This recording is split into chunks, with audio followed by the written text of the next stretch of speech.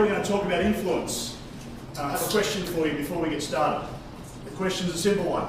How much influence do you think you have right now? Think about that for a moment.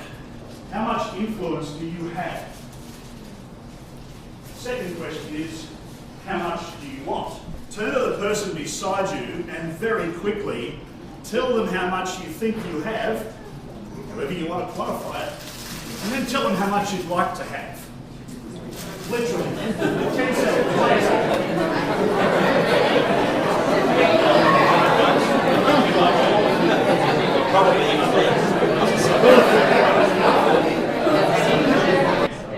Here's the key question.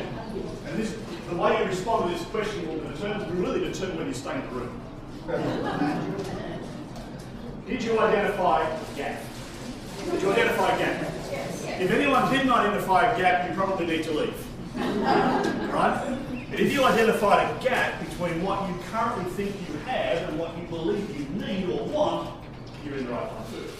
How many of you have accepted a job role or a responsibility in a workplace and thought you were getting into one thing?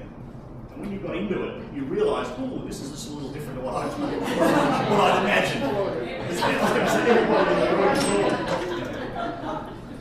So again, folks, this is not special for one or the other. This is the stuff in life we all deal with. All right. So there's a challenge. Now, so what could you do with more influence? Well, there's a list, and you've got your own list. I'm sure. If you had more influence. So let's talk about some of this. This video is going to show you a few, not all, but a few of the most powerful influences from around the world that we use to spend time with and understand what they do that gets the results they get. What do they do that separates them from the vast majority of the population on our planet? So these are the people we've studied in great depth to understand and develop the influence model which we're going to share with you. So let's have a quick listen to this. We know that influencing change can be difficult, but the good news is there are people out there who are actually doing it.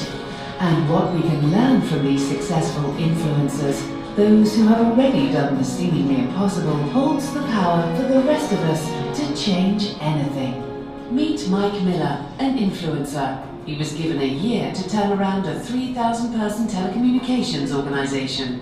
He had to reduce costs and improve quality, all while boosting a low employee morale.